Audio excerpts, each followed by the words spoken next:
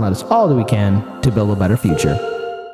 So, let's talk about this infrastructure bill that's being passed, or probably will be passed. Infrastructure bill passed. In quotes. See, because right now there seems to be a growing concern from the White House, even though it seems a little too late, where the progressive officials are starting to, I guess, flex their political muscles, even though they should have been doing this during the first 100 days. And no matter how this is going to turn out, I wish that this was done sooner. And I'm curious to see if they're able to successfully do what Joe Manchin and Sinema have been doing. But again, it's only important. It's only fair to point out that when you have somebody like Joe Scarborough saying to AOC and even corporate media as a whole, you know, we thought you progressives would be speaking out more, doing more. You're actually surprising us with how obedient all of you are, which is really what corporate media is saying. And AOC's like, thanks. Yeah, thanks. No, and that is not acceptable. So let's play this first video again. Shout out to Case Study QB.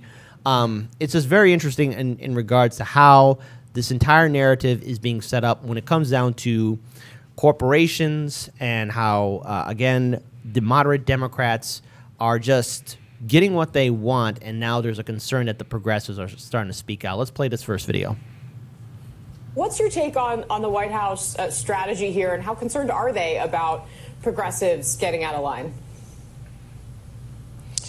Yeah, Casey, I actually had the same reaction to yesterday's sort of back-to-back announcements from the president that Mitch McConnell did, which was one of those announcements, seeing the president actually come out to the sticks outside the West Wing. You never see a president go out to the microphones outside the West Wing. He has his own rooms in the White House for any announcements he wants to make. But that was very much an announcement for the Republicans, but also for the moderates to really bolster. It's true. He's been there before. But he really did want to bolster the work of the bipartisan group, especially those moderate Democrats, Sinema and Manchin, because this was Joe Biden doing really what he's been wanting to do all along, find a way to get bipartisan deals in the Senate. But then the East Room event was definitely a message to his own Democratic Progressive Caucus with sort of a twin message. One is, we're going to get what we want. This is all part of the grand plan. Stick with me here. And two, don't look a good thing in the mouth here. You know, but you understand why privatizing the infrastructure is a really good idea. Republican leadership would have issues here. What really is a compromise in which the things the Democrats took off the table in order to reach a deal with Republicans only then get put into another legislative vehicle that they say they have to pass in order to approve both. And so that's really, I think, can we pause it for one quick second? Trouble ahead. Now, this is the framework of the bipartisan bill, and we're already now, again, the number that the Democrats are going to go for, and we'll see in the later videos, is like around $2 trillion. But look at that number right there, $578 billion. You know, yeah. It's just, it's that's buying a rundown Victorian house and going, my budget, I can fix the furnace. Yeah, not going to happen. All right, let's go ahead and play this rest of the video. I will concede that President Biden knows the Senate better than I do. He made a point of calling us out yesterday, playing media critic several times during his remarks in the East Room yesterday. But you and I have seen this movie before, and we know yesterday was just the beginning of a process and not nearly the end of the process.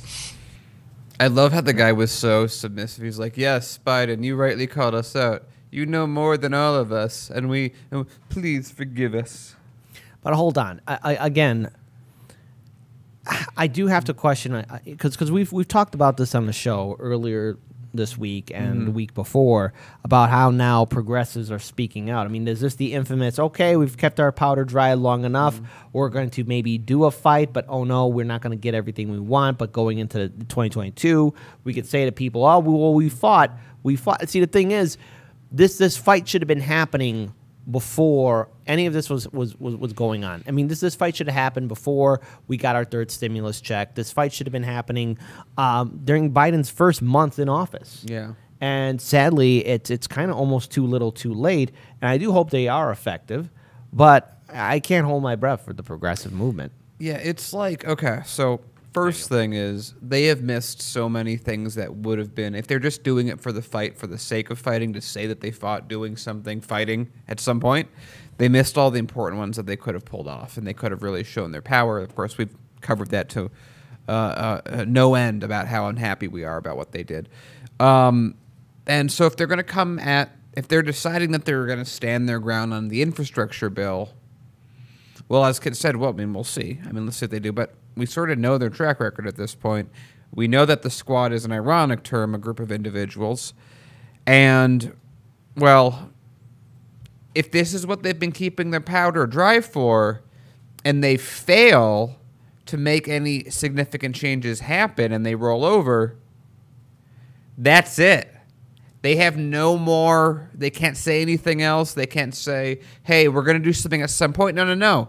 You guys waited a year, did nothing, let a ton of stuff slip.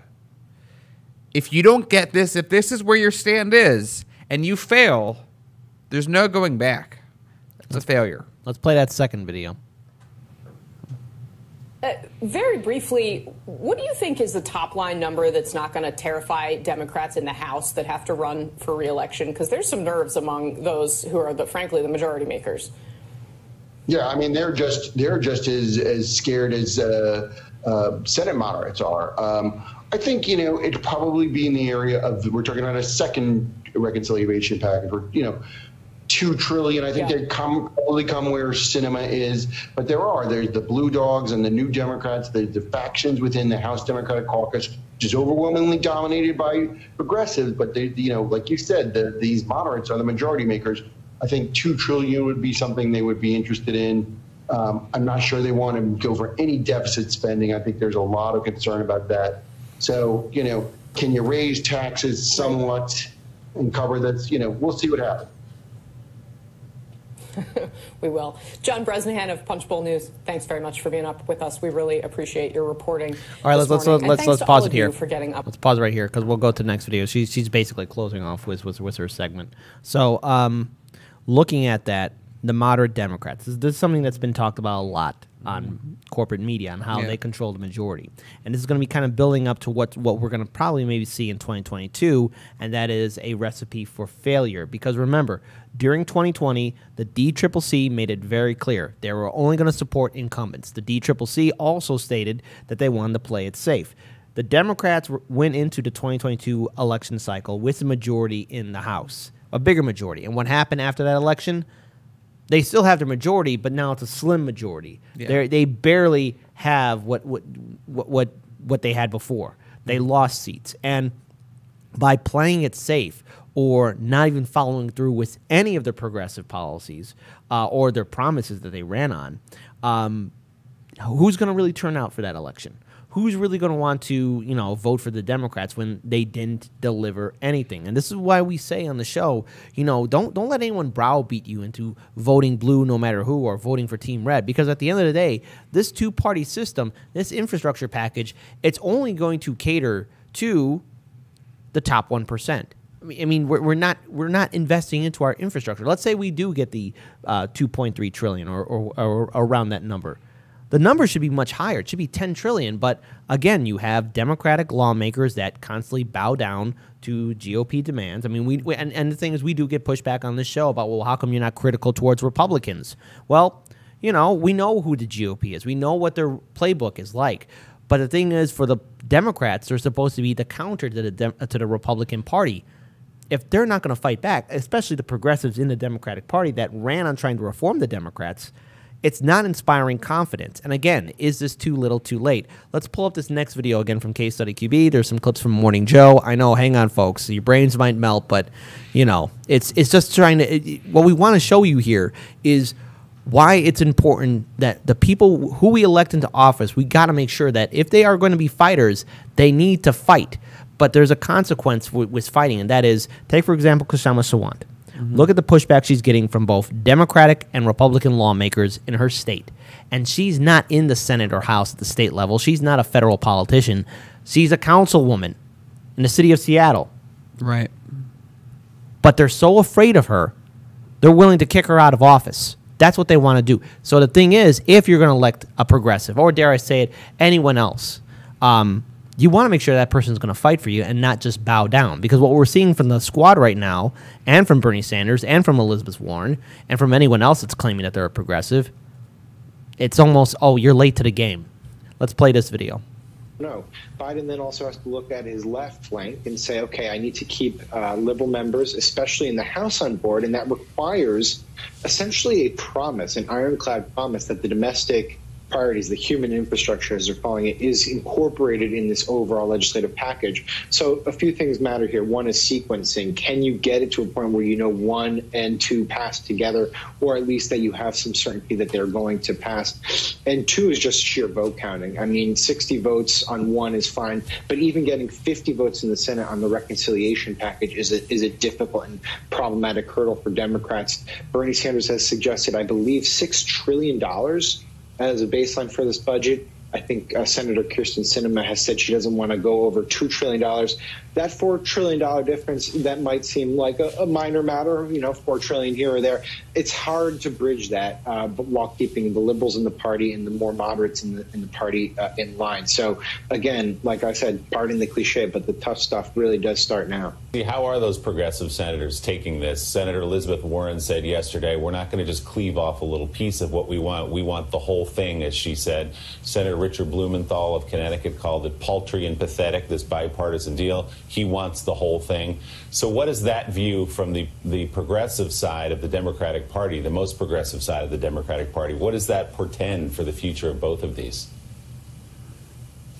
Well, I think that's why you saw President Biden say what he said about how, well, I'm going to tout this compromise and then perhaps turn around and veto it if it doesn't work out the way we wanted to. I mean, progressives have laid down a pretty clear line here, and even Michael Bennet, who I would put in the sort of pragmatist camp, was on camera yesterday saying, well, the reality is if we can't pass one without the other, basically. The votes simply are not there. Again, part of the reality of the 50-50 Senate. So, you know, I do think that the question is going to be, can progressives then swallow whatever Sinema and Manchin demand of them in this reconciliation conversation? Pause it real quick. Yeah, pause it. So Daniel, again, take it away.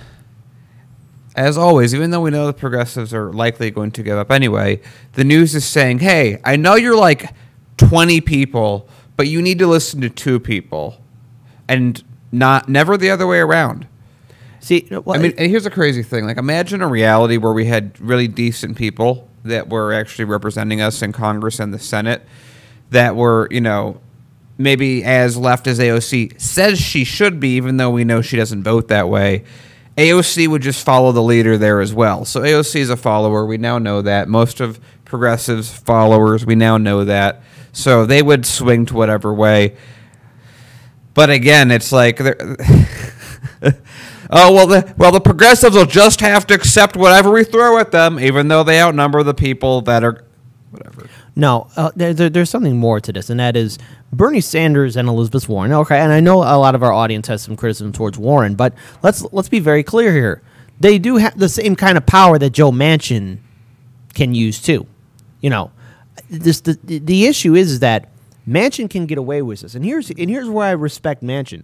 No matter what he does, no matter how deplorable it is, and how he's been this big roadblock towards, I guess, the progressive movement, or either that, just getting what he wants. Maybe a coal block. Yeah, the thing is, he gets what he wants, and he gets no criticism or pushback whatsoever from his own party. But where if this was Bernie Sanders, he'd be panicking. Warren would be panicking. I mean, the thing what is, are the people that hate me going to think of me when I make an action right? that they don't like? And the thing is, Manchin can get whatever he wants. And the thing is, Joe Manchin's made it very clear he's not going to get rid of the filibuster. He's not for progressive causes. And the thing is, the whole country, the whole corporate media, all eyes are on him. And that's why we kind of joke, well, is Joe Manchin the president of the United States? No. Is he the one dictating terms of how things need to be? Is he the great peacemaker for the Democrats and the Republicans in the Senate to get things done? Because apparently he's the one who's running the show. And Bernie Sanders, who not only has a huge social media following, but also has, you know, a good career in politics, he's not using the same kind of advantages that Manchin has. And again, this is why the progressive movement, they need to rethink about trying to reform the Democratic Party, because we've tried that and it's not working. And I want to remind people that last I remember this being counted, Bernie Sanders and the Squad and the New Progressives have more followers on social media than the entire rest of the Democratic Party. The pandemic is, for the most part, over. A lot of people, at least around Chicago, have stopped wearing masks.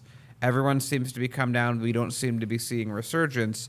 If their big issue before was, hey, we can't get protests, people out in the streets because of the pandemic, that's no longer an argument.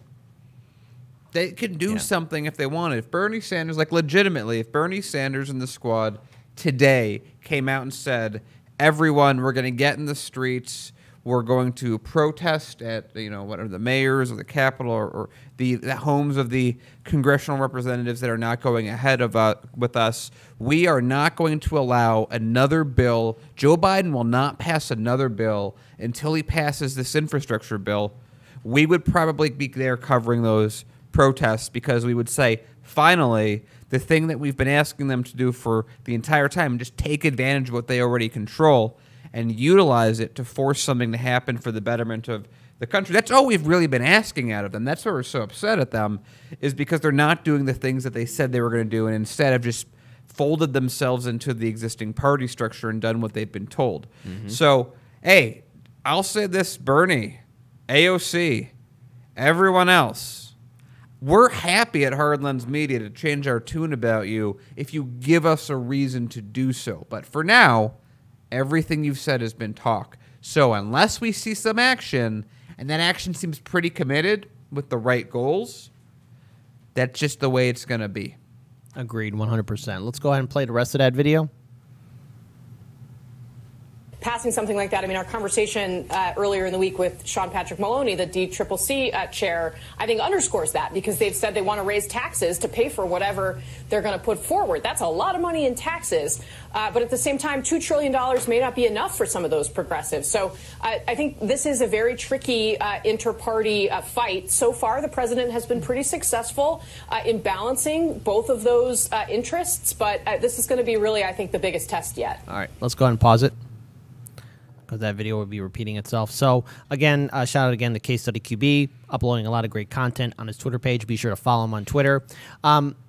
There's going to be consequences if the Democrats, especially the progressives, if they're not able to really get what they want. Because the thing is, there's a lot of overconfidence, I think, amongst the left where, all right, well, we defeated the orange man, now we're going to keep on winning more seats. But the thing is, if you want to convince your voting base that you're fighters, you got to fight. The progressive, especially the 15 congressmen and women who are on Force to Vote, the Force to Vote petition, that was a fight where they were needed. Yeah. The Force to Vote for Medicare for All, that was needed. They were needed. All those 15 congressmen and women on that petition ran for Medicare for All, and they didn't show up at that town hall. They didn't show up at all. They didn't even tweet about it. When it came down, when they were being confronted about it, they were either silent or dismissed the movement altogether. This is why we need to have people to be consistent. You just can't worry about what the Democratic establishment is going to think, because the Democratic establishment has already made it very clear they're not going to fight for us. And let's even go even a little bit further. Take, for example, Cenk Uygur's Forced to Vote for 15 and Save Us Kamala. $15 minimum wage increase was something that the progressive movement, the Democrats, ran on during the 2020 general election cycle. That was a promise that was not followed through on. And again, the progressives in the House and Senate didn't fight for it when it was voted down in the Senate. So we saw no pushback whatsoever. We saw no one fighting. We saw no one standing their ground. And now they're choosing to speak out. Now they're choosing to fight. And so let's open up a democracy in this chat. Type 1 if you think it's too little too late for the Democrats or the progressives to get anything done. Type 2 if you think there's a small window of opportunity, because with this next video that we're going to play, there's a lot of overconfidence in how 2022 will play out with the midterms. Because, again, we've reported this on the show. Midterms statistically have low voter turnout. And especially the first midterms of a new president always shows a gain in the opposite party. Yeah. So with everything already being so razor thin, since, by the way, Nancy Pelosi, great job. Democrats used to have this much of a lead, and now they're down to here. Yeah. So in all likelihood, Republicans are going to take over a lot of these moderate Democrats that we need to have in office, and the House at least could flip to House and the Senate could both flip Republican, and then we're going to see probably a repeat of what we saw when Bill Clinton was president, where everything gets given away at that point. Yep. All right, let's go ahead and play this final video. And this is from a former senator who lost her seat but is now telling progressives, no, you can't get what you want. Is that Claire McRaskell? Yes, and yes, let's play it. For the Democrats going forward. Are you going to blow up this victory that will help the Democrats in 2022 hold on to majorities and build on those majorities? Or are you going to allow some within our party to take down this whole deal because they don't think it goes far enough? You're not going to get what Bernie Sanders wants through the U.S. Senate. It's just not going to happen. You've got too many Democratic senators that are running in states that aren't blue. They're running in places that are purple or even red. And we've got to make sure those people can win. Or all of it. Yes, Claire, but we asked you, why were you so bad at securing re-election? Sorry, it's funny because it's like Claire McCaskill lost her election, failed, is irrelevant, but apparently she's selling Avon or something behind her. I can't quite tell what she's doing in that countertop behind her, but that's a nice countertop, though. Well, I mean, we know where that money came from, and but she is still relevant on the news for some reason. Let's play the rest of it.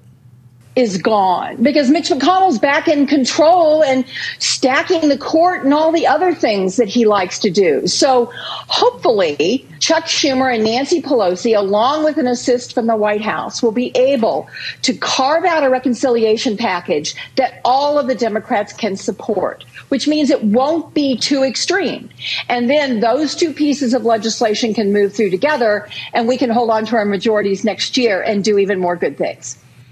Man, okay, so again, just like again, I just get annoyed. I understand why they do it, but I'm still annoyed by it, and I still am upset with it. Is why is the news so big on like, hey, you lost terribly in an election. You're out of touch. Your own base doesn't like you, and you clearly don't represent their interests. Let's talk to you about how the Democratic Party should be represented because you clearly understand their interests. All right, number one. We're not getting student debt forgiveness. Student debt is not being pardoned. We don't have affordable education. Now, again, student debt can be pardoned, can be done through an executive order. I want to be very clear on that. We still have medical debt. We don't have Medicare for all. When it came down to forcing a vote for Medicare for all, the progressives were silent. When it came down to raising the minimum wage, progressives were silent, including the Democrats. They did not follow through with it. And now we have to wait till 2025 for a $15 minimum wage increase? Did it even pass? No. Yeah. So again, we're still playing the waiting game. But yet the audacity, Biden actually did a video where he's speaking out and he whispers into the mic about why workers are not working at low-paying jobs. He says, guess what he says? Pay them more. That's what Biden said. Pay them more. Well, that could have been done with a wage increase. Maybe, you know what? And let's. If only he knew the president, you could probably tell him about that.